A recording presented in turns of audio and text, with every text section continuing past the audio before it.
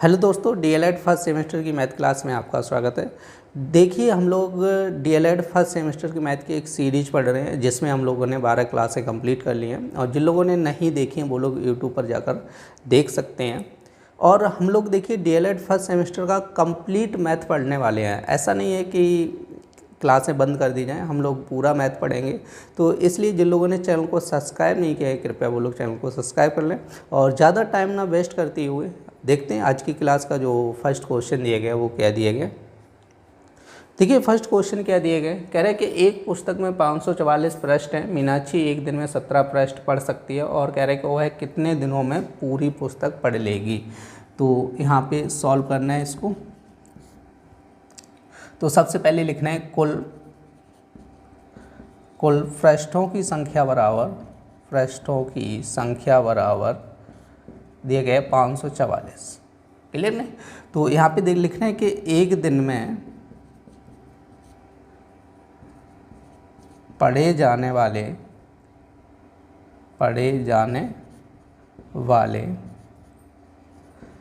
पृष्ठ equal to कितने हो जाएंगे 17। देखिए, टोटल जो किताब है, किताब में टोटल पेजों की संख्या कितनी है 544 और मीनाक्षी क्या कर रही है एक दिन में 17 पेज पढ़ती है। कितने पेज पढ़ती है 17 और पढ़ने कितने हैं 544। तो हम लोग कैसे निकालेंगे, तो ये भाग कर दो 544 में। तो 17 का भाग करो 544 में कितनी बार जाएगा, तो पहले तो 3 बार जाएगा, 17 × 3 = 51 हो जाएगा।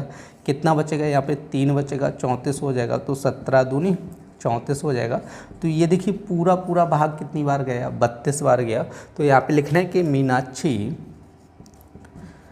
मीनाक्षी पूरी पुस्तक 32 दिनों में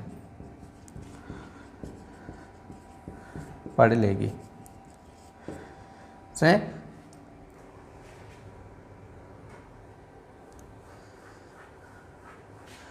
देखिए नेक्स्ट क्वेश्चन क्या कह रहा है, कह रहे हैं कि 5 सही 13/15 गुणा 5 सही 9/7 का मान कितना होगा। तो हमसे कह रहा है 5 सही 13/15 इंटू 5 सही 7/9। तो देखिए इसको सॉल्व करना है, हल करना। तो सबसे पहले क्या करना है 15 का 5 में गुणा करना है। तो 15 × 5 करेंगे कितना हो जाएगा आपका 75 हो जाएगा। ठीक है, 15 × 5 75 प्लस 13 करना है। तो 13 करेंगे 5 × 3 = 8, 7 और 1 8 88 हो जाएगा। तो 88 कितना हो जाएगा 15 इंटू, अब देखो 9 × 5 करेंगे कितना हो जाएगा 9 × 5 45 हो जाता है। 45 × 7 कर लो, 45 प्लस 7 करेंगे तो 7 × 5 = 12 52 हो जाएगा। तो 52 कितना हो जाएगा 9 हो जाएगा। सही। अब क्या करना है कि आप लोग देख लीजिएगा, अगर कैंसिल हो रहा है तो काट दीजिएगा, कुछ कटेगा तो नहीं। देखो कुछ भी नहीं कट रहा है तो हमें क्या करना पड़ेगा मल्टीप्लाई करना पड़ेगा इसका। तो 52 में 88 का गुणा करेंगे तो 8 दूनी 16 हो जाएगा, 8 × 5 = 40 और 41 हो जाएगा। इसी तरह इसका करेंगे तो ये भी 416 आ जाएगा। तो 6 और 1 7, 4 और 1 5 और यहाँ पे 4। तो ये हो जाएगा आपका 45 776 और यहाँ पे गुणा करो 15 × 9 करो कितना हो जाएगा 135 हो जाएगा। तो देखिए अब हम लोगों को क्या करना है कि ये जो संख्या दी 4576 में आप 135 का भाग करिएगा। तो 4000 कितना था 576 में हमें 135 का भाग करना है। सही है। अब 135 का टेबल तो पता नहीं है तो हम लोग क्या करेंगे एक आइडिया लेके चलेंगे कि यहाँ पे मान के चलो 130 लिखा है, 130 × 4 करोगे तो 520 हो जाएगा। कितना हो जाएगा 520 हो जाएगा। तो यहाँ पे 457 लिखा है। सही है, 520 ज़्यादा हो जाएगा।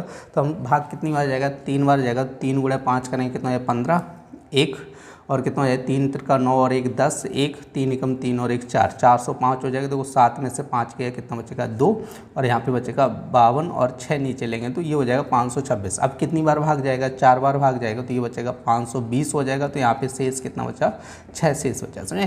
देखो पूरा भाग कितनी बार गया 34 बार गया तो इसको लिखेंगे 34 और शेष कितना बच गया 6 शेष बचा। तो बटे 6 लिख, वो ऊपर 6 लिखना है और भाग किससे दिया था 135 से। तो इसका जो आंसर बनेगा 34 सही 6/135 आंसर हो जाएगा। देखिए नेक्स्ट क्वेश्चन क्या कह रहा है, कह रहे हैं कि एक टंकी का कह रहा है 6/8 भाग पानी से भरा है, उसमें से कह रहे हैं 3/8 भाग पानी खर्च हो गया, तो टंकी के कितने भाग में शेष पानी है। तो देखो इसको सॉल्व करना है। तो सबसे पहले लिखेंगे टंकी का पानी से भरा भाग, पानी से भरा भाग इक्वल टू हो जाएगा 6/8। मतलब देखो टंकी का जो पानी से भरा भाग हो गया वो कितना हो गया, 6/8 हो गया। अब उसमें से 3/8 क्या हो गया, खर्च हो गया। तो यहाँ पे लिखना है खर्च पानी का भाग, कितना भाग पानी का खर्च हुआ, 3/8। समझे। देखो टंकी का पानी से भरा भाग कितना था, 6/8, उसमें से कितना खर्च हो गया, 3/8 क्या हुआ, खर्च हो गया। तो हमें पूछा गया है कि खर्च हो गया टंकी के कितने भाग में पानी शेष है, तो लिखना है शेष पानी का भाग। तो देखिए आप लोग समझ लीजिएगा, जैसे यदि आपसे बोला जाए कि एक टंकी मान के चलो 150 लीटर पानी है, क्या बोला जाए 150 लीटर पानी है, और आपसे कह दी जाए उसमें से 60 लीटर पानी खर्च हो गया, 60 लीटर पानी क्या हो गया, खर्च हो गया, और टोटल पानी है कितना 150 लीटर। तो आप लोग बताओ शेष कितना पानी बचा, बताओ भाई 150 में 60 घटा दोगे तो 90 लीटर आंसर हो जाएगा। समझे। वही चीज़ यहाँ पे करनी है सेम टू सेम। आपको पता है ना टंकी का पानी से भरा भाग कितना है, 6/8 पानी से भरा है, उसमें से खर्च कितना हो गया 3/8। तो आप लोगों को क्या निकालना है, शेष पानी का भाग। तो कैसे निकालना है, 6/8 में से 3/8 घटा दीजिएगा, क्लियर नहीं। तो 6/8 में से 3/8 घटाएंगे तो देखो हर समान है, क्योंकि जब हर समान होता है तो सीधी सीधी संख्याएं घटाई जाती हैं। 6 में से 3 गया, कितना बचेगा आपका 3/8 से। तो शेष पानी का भाग पूछा गया है तो उसका आंसर कितना हो जाएगा, 3/8 भाग क्या होगा, शेष पानी का भाग बचेगा। देखिए नेक्स्ट क्वेश्चन क्या कह रहा है, कह रहे कि एक बोरे में कह रहे हैं कि 98 सही 1/2 किलोग्राम चीनी आती है, और कह रहा है ऐसे ही, तो देखो यहाँ पे थोड़ी मिस्टेक है, ऐसे ही 15 बोरों में कितनी चीनी आएगी। तो यहाँ पे बीच में 15 लिखना थोड़ा टाइपिंग मिस्टेक हो गई है, कि ऐसे ही 15 बोरों में कितनी चीनी आएगी ये पूछा गया था हमसे। तो कह रहे कि एक बोरे में कितनी आ रही है, 98 सही 1/2 किलोग्राम। तो यहाँ पे लिखना है एक बोरे में चीनी की मात्रा, चीनी की मात्रा है इक्वल टू कितना है, 98 सही 1/2। यदि आप लोग इसको हल करना चाहो तो देखो सबसे पहले इसमें गुणा करना होगा, 2 × 8 करेंगे कितना हो जाएगा 16, 2 × 9 करेंगे कितना हो जाएगा 18, और 1 कितना है 19, और +1 करना होता है तो ये हो जाएगा 197/2 से 2 से भाग किया तो इसकी कैलकुलेशन कितनी हो जाएगी 197/2, क्लियर। तो एक बोरे में चीनी की मात्रा कितनी आ रही है आपकी 197/2। हमसे कह रहे हैं कि ऐसे ही 15 बोरे हैं उसमें टोटल चीनी कितनी आएगी, जब एक बोरे में इतनी आ रही। यदि आपसे ऐसे बोल दिया जाए कि एक बोरे में चीनी आ रही है मान के चलो 5 किलोग्राम, कितनी आ रही है 5 किलोग्राम। आपसे बोला जाए ये बताओ 15 बोरों में चीनी कितनी होगी, तो आप लोग क्या करोगे, सीधा सीधा 5 में 15 का गुणा कर दोगे। जब आप आइडिया लगाओगे कि एक बोरे में कितनी आ रही 15 किलोग्राम, तो हमें कितने बोरों में चाहिए 15 बोरों में, तो 15 का गुणा करेंगे, इधर भी 15 का गुणा कर देंगे, ऐसे ही तो करोगे तो कितनी हो जाएगी 75 किलोग्राम हो जाएगी। समझे। ऐसे ही तो करना होगा कि एक बोरे में कह रहे हैं 5 किलोग्राम, तो 15 बोरों में 5 × 15, क्लियर हो रहा ना। वही चीज़ हमें यहाँ पे करनी कि एक बोरे में चीनी की मात्रा कितनी है 197/2। तो हमसे कह रहे हैं 15 बोरों में, तो यहाँ पे लिखना है 15 बोरों में चीनी की मात्रा इक्वल टू कितना हो जाएगा 197/2 × 15। तो अब हमें क्या करना होगा 15 का गुणा करना होगा।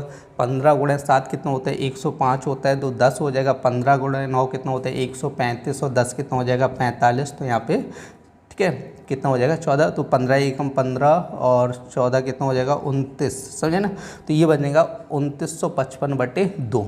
तो अब हमें क्या करना होगा 2 से भाग कर दीजिएगा। इसमें 2 से भाग 2 में करेंगे तो एक बार जाएगा, 2 का 9 में करेंगे तो 4 बार जाएगा, 2 चौका 8 हो जाएगा, और 15 हो जाएगा तो 2 सत्ते 14 हो जाएगा, फिर 1 2 सत्ते 14, फिर 1 बचेगा, भाग नहीं जाएगा, पॉइंट लगाएंगे तो 10 हो जाएगा, 2 पंचे 10। तो इसका जो आंसर बनेगा जाके 1477.5 किलोग्राम चीनी बनेगी।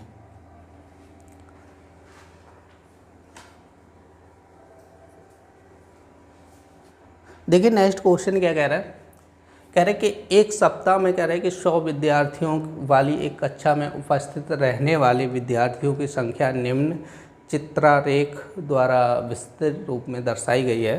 तो यहाँ पे देखो एक इमोजी दी गई है और यहाँ पे कह रहा है कि एक इमोजी इक्वल टू कह रहा है कि 10 विद्यार्थी, समझा ना। एक इमोजी इक्वल टू कितने विद्यार्थी हो रहे हैं, 10 विद्यार्थी हो रहे हैं। तो यहाँ पे उपस्थिति को दर्शाया गया, वो भी किसके माध्यम से, इमोजी के माध्यम से। और एक इमोजी का जो मान हो रहा है वो कितने बराबर, 10 स्टूडेंट हो रहे हैं, समझे। तो देखिए अब इस चित्र को देख के हम लोगों को आंसर देना होगा। तो हम लोगों से कह रहे हैं कि मंगलवार को कितने विद्यार्थी उपस्थित थे। तो आप लोगों को देखना होगा मंगलवार को, और इसकी काउंट करो 1 2 3 4 5 6 7। मंगलवार को कितनी इमोजी बन रही है, 7। और एक इमोजी इक्वल टू कितने हैं, 10 स्टूडेंट हो, तो टोटल कितने हो जाएंगे, 70 स्टूडेंट। तो हमसे कह रहे थे मंगलवार को कितने विद्यार्थी उपस्थित थे। तो आप लोगों को देखो आंसर लिखना पड़ेगा,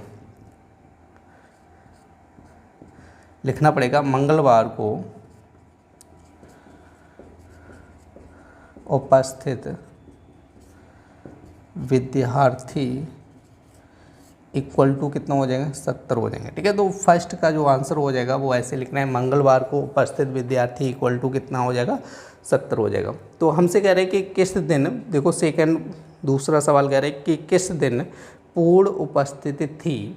पूर्ण उपस्थिति का मतलब सभी स्टूडेंट आए थे, और टोटल स्टूडेंट कितने हैं, 100 स्टूडेंट हैं। तो आप लोग काउंट कर लो। तो एक इमोजी इक्वल टू 10 स्टूडेंट के बराबर है। तो हमें कितनी इमोजी चाहिए, क्योंकि 100 की उपस्थिति लगाने के लिए 10 इमोजी चाहिए। तो काउंट करो किसमें है, 1 2 3 4 5 6 7 8 9 10। तो आपका जो सेकंड का आंसर हो जाएगा, ठीक है, दूसरे का जो उत्तर हो जाएगा वो आपका हो जाएगा सोमवार, समझे।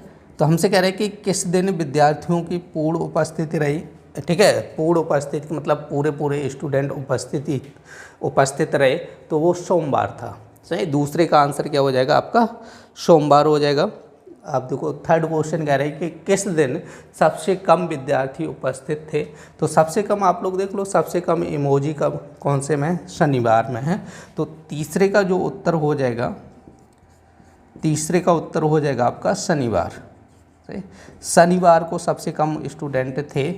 हमें चौथे का उत्तर निकालना है, क्योंकि 4 क्वेश्चन यहाँ पे दिए थे। तो शनिवार को सबसे कम स्टूडेंट थे।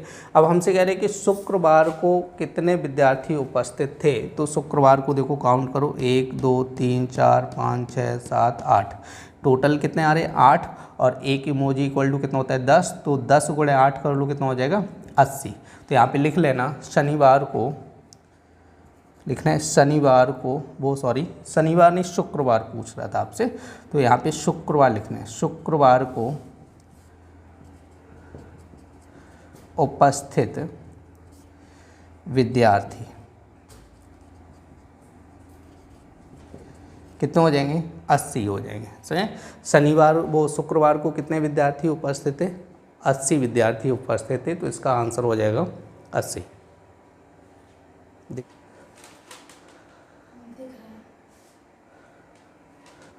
देखिए नेक्स्ट क्वेश्चन क्या कह रहा है, कह रहा है कि 3254.7 सेंटीग्राम को हेक्टोग्राम में बदलेगा। तो देखिए यहाँ पे लिख लीजिएगा, एक हेक्टोग्राम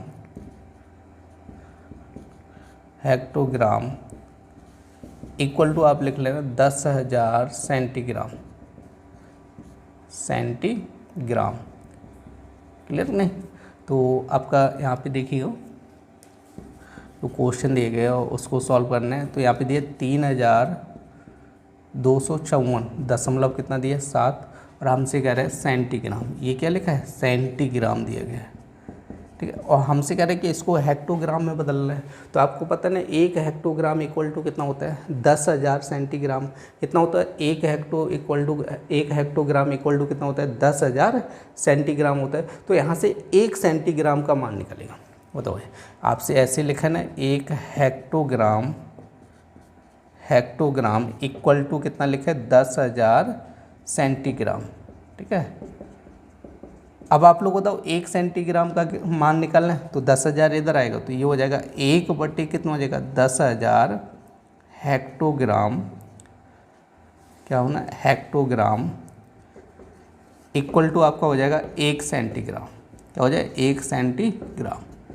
समझे। तो यहाँ पर जो आपका सेंटीग्राम है ना, तो इसकी जगह हमें क्या रखना पड़ेगा, 1/10,000 रखना पड़ेगा। तो यहाँ पे आप लोग लिखिए 3254.7 गुणे कितना रखना पड़ेगा हेक्टोग्राम में बदलने के लिए, तो 1/, कितना हो जाएगा 10,000 हेक्टोग्राम। ये किस में कन्वर्ट हो जाएगा, हेक्टोग्राम में कन्वर्ट हो जाएगा, समझे। अब देखो यहाँ से समझ लीजिए, जब हम लोग 10,000 का भाग करेंगे तो ये हो जाएगा 3254.7 बट्टे कितना हो जाएगा 10,000। तो देखो यहाँ पे पॉइंट यहाँ पे लगा और नीचे कितने जीरो है, 1 2 3 4 जीरो है ना, तो 4 जीरो का मतलब पॉइंट 4 अंक इधर और खिसक जाएगा, तो 1 2 3 4 अंक और खिसकेगा, तो ये हो जाए 0.3254 समझे। और इसको हम लोग लिखेंगे हेक्टोग्राम, क्या लिखेंगे, हेक्टोग्राम।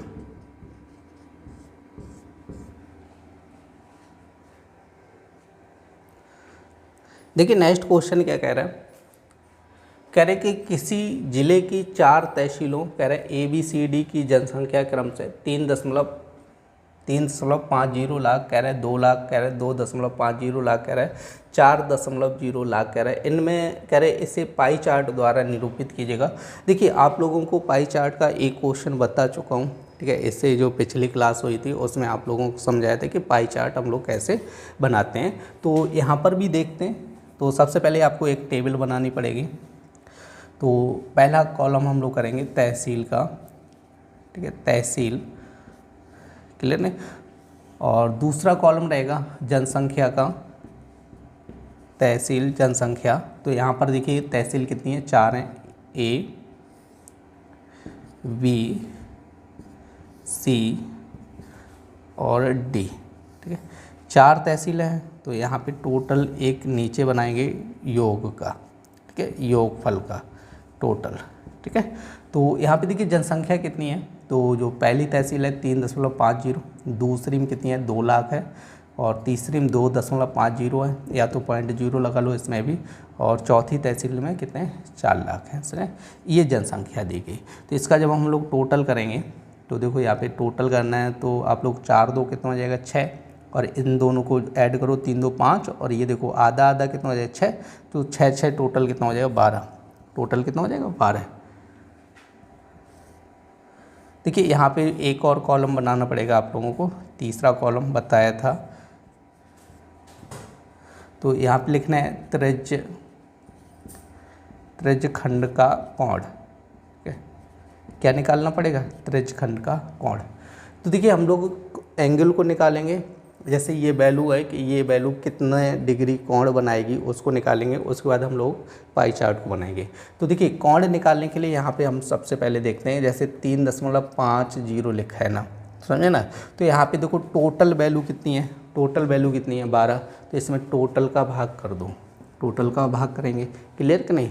अब देखो यहाँ पे क्या करना है, हमें डिग्री में कन्वर्ट करना है। तो एक सर्किल पूरा कितने डिग्री का होता है, 360 डिग्री का होता है। कितने डिग्री का होता है, 360। तो 360 का, जैसे हम लोग क्या करते हैं परसेंटेज लगाना होता है, जैसे कहीं पे लिखा है 3/5 लिखा है ना। अब हमसे कह रहा है कि ये बताओ कितने परसेंट है, तो हम लोग क्या करते हैं परसेंटेज में 100 का गुणा कर देते हैं, समझे ना। तो यहाँ पे परसेंटेज नहीं पूछा, यहाँ पे क्या पूछा है, डिग्री पूछा है। तो एक सर्किल पूरा कितने डिग्री का होता है, 360 डिग्री का होता है। तो इसलिए हम लोगों ने इसमें कितने का गुणा किया, 360 का किया, क्लियर है कि नहीं। अगर हमें परसेंटेज पूछता है तो 100 का करते हैं, तो डिग्री पूछा तो कितने करना है, 360 का गुणा करना है, कन्फर्म हुआ। अब देखो हम लोग 12 से भाग करेंगे तो कितना है, 12 तिया 36। तो देखो एक जीरो से एक पॉइंट इधर खिसकेगा, तो ये बन जाएगा 35 गुणे 3 हो जाएगा, सही। देखो 35.0 लगेगा, इससे कोई मतलब नहीं है। तो 35 गुणे 3 करेंगे कितना है, 105। तो यहाँ पे आंसर हो जाएगा आपका, देखो 3.50 अपॉन कितना हो जाएगा 12 इंटू हमें करना है 360 इक्वल टू हो जाएगा 105 डिग्री, क्लियर नहीं। अब इसी तरह यहाँ पे कितना दिया, 2 बट्टे कितना हो जाए 12 गुणे 360, समझे। तो 12 तिया कितना हो जाए 36, 30 दूनी कितना हो जाए 60, क्लियर नहीं। अब इसी तरह जैसे यहाँ पे दिया था आपका 2.50 बट्टे कितना हो जाएगा 12 और 360, समझे। जब इसको हल करेंगे तो 12 तिया 36, समझे ना। जीरो से ये पॉइंट इधर खिसकेगा, तो 25 गुणे 3 करेंगे कितना हो जाएगा 75 डिग्री, समझे। यदि ना समझ में आया हो तो यहाँ पे देख लो 2.50 बट्टे टोटल कितना हो जाए 12 गुणे 360। अब देखो यहाँ पे डिवाइड करेंगे तो 30 हो जाएगा, तो 2.50 गुणे 30, एक जीरो से पॉइंट इधर खिसकेगा, तो 25.0 गुणे 3 हो जाएगा, तो 25 दिए कितना हो जाएगा 75। अब देखो यहाँ पे 4 दिया ना, 4/12 गुणे 360, तो 12 तिया 36 3, और यहाँ पे कितना हो जाएगा 4 तिया 12, 120 डिग्री। कितना बनेगा 120 डिग्री। क्लियर नहीं? देखो सभी का हम लोगों ने क्या किया, कॉर्ड निकाल लिया, एंगल निकाल लिया। अब इसको हम लोग दर्शाएंगे ग्राफ पर। तो ये जो कैलकुलेशन की उसको मैं साफ किए दे रहा हूँ। तो देखिए अब हम लोगों ने क्या किया, यहाँ पे कॉर्ड निकाल लिए, तो अब हम लोग क्या करेंगे, इसको पाई चार्ट पे दर्शाएंगे। तो पाई चार्ट के लिए हम लोग क्या करते हैं, एक सर्किल खींचते हैं, और सर्किल में जैसे हम लोग देख लेते हैं, यहाँ पे प्लस लगाया मैंने, ठीक है। तो हमें क्या चाहिए, पहला कोण 105 डिग्री चाहिए। तो ये देखो ये तो 90 हो गया यहाँ तक, तो 15 डिग्री इधर और बढ़ना है, तो 15 डिग्री बढ़ना है, तो ऐसे करके मान के चलो, ठीक है। तो ये बन जाएगा कोण आपका कितने डिग्री का, 105 डिग्री का। क्लियर नहीं? कितने का कोण बन जाएगा, 105 डिग्री का बन जाएगा। अब देखो हमसे कह रहा है 60 डिग्री कह रहा है, तो 60 डिग्री के लिए हम लोग क्या करेंगे, तो लगभग देखो यहाँ से 60 डिग्री का कोण बनाने के लिए तो ऐसे ही करेंगे, तो ये बन जाएगा लगभग 60 डिग्री का। उसके बाद हमें कितने डिग्री का चाहिए, 75 डिग्री का चाहिए, तो 75 डिग्री का 60 से थोड़ा ज़्यादा होगा, तो ये बन जाएगा 75 डिग्री का कोण, ठीक है। और ये वाला जो बचा हुआ है वो बनेगा 120 डिग्री। सही। अब आप लोग इसमें दर्शा दीजिएगा, ये जो वैल्यू है तहसील ए की है, ये वाली V, और ये किसकी है C, और ये वाली D तहसील की वैल्यू है। समझे? तो ये आपका बन गया पाई चार्ट।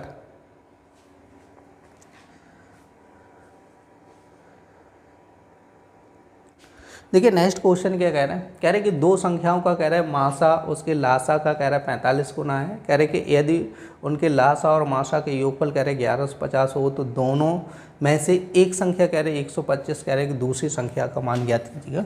तो देखिए हमसे कह रहे हैं कि जो लासा है ना मासा का 45 गुना है, तो सबसे पहले हम लोग मानेंगे, माना मासा इक्वल टू मान के चल रहा हूँ x, कितना मान लिया x, तो इसका जो लासा हो जाएगा, लासा कितना हो जाएगा 45x, क्योंकि क्वेश्चन में क्या कह रहा है, क्वेश्चन में जो कह रहा है वही कर रहा हूँ। देखो क्वेश्चन कह रहा है कि जो लासा है ना मासा का 45 गुना है, तो मासा x मान लिया, तो लासा कितना हो जाएगा 45x हो जाएगा। अब देखो क्वेश्चन क्या कह रहा है कि मासा और लासा के योगफल, तो यहाँ पे लिखना है आपका, जैसे लिखना है योगफल दिया तो लिखना है मासा प्लस लासा इक्वल टू कितना है 1150 है। तो देखो मासा हमने कितना माना था x, तो यहाँ पे x लिख लो, लासा कितना था 45x, तो 45x लिखो इक्वल टू 1150 हो जाएगा। 45 प्लस यहाँ पे 1 मान लो, 45 प्लस 1 कितना हो जाएगा 46 हो जाएगा, तो 46x इक्वल टू 1150, तो x बराबर हो जाएगा 1150 बटे कितना हो जाएगा 46। अब देखो 23 से काट दो, 23 दूनी 46, तो 23 से ये 5 बार कटेगा, एक जीरो आ जाएगा, तो ये बन जाएगा 50 बटे 2, 2 से काटो कितना हो जाएगा 25, तो x बराबर कितना हो जाएगा 25। क्लियर नहीं? जब x का मान आ गया तो यहाँ से वैल्यू रख दो दोनों जगह, तो मासा पता चल जाएगा और लासा पता चलेगा। तो मासा इक्वल टू कितना हो जाएगा 25, तो यहाँ से लासा निकालो, तो लासा इक्वल टू कितना हो जाएगा, देखो 45 गुणे 25। समझे? तो लासा कितना आया 45 गुणे 25, मासा कितना आया 25 आ गया। तो हमसे कह रहे एक संख्या, तो यहाँ पे लिख लो एक संख्या इक्वल टू कितनी दी गई 125। हमसे कह रहे दूसरी संख्या ज्ञात कीजिएगा। तो देखिए यहाँ पे एक फॉर्मूला होता है, आप लोग नोट कर लेना, एक संख्या गुणे दूसरी संख्या बराबर क्या होता है कि मासा गुणे लासा, मासा गुणे लासा। समझे? क्या होता है कि एक संख्या गुणे दूसरी संख्या बराबर क्या होता है मासा गुणे लासा हो जाता है। तो देखो एक संख्या का मान दिया गया 125, तो यहाँ पे लिखना है 125। हमसे दूसरी संख्या पूछेगी, क्या पूछेगी दूसरी संख्या इक्वल टू, देखो मासा कितना आया था 25 आया था, तो 25 लिखेंगे इनटू लासा कितना आया था 45 गुणे 25 आया, तो यहाँ पे लिखेंगे 45 गुणे 25। क्लियर है? तो हमसे क्या पूछा गया दूसरी संख्या पूछा गया, तो यहाँ पे दूसरी संख्या इक्वल टू कितना हो जाएगा, तो जो 125 गुणा में है ना, तो बराबर के उधर भेजेंगे, कहाँ जाएगा बट्टे में जाएगा, तो 25 गुणे 45 गुणे 25 बट्टे कितना हो जाएगा 125। 25 से काटेंगे तो ये 5 बार कटेगा, 25 पंचे 125, फिर इसको 5 से काटेंगे तो 5 25। अब यहाँ पे होगा 45 गुणे 5, तो 45 गुणे 5 कीजिएगा, 5 गुणे 5 कितना हो जाएगा 25, तो 5 गुणे 4 20 और 2 22, तो ये हो जाएगा 225 आंसर आ जाएगा आपका।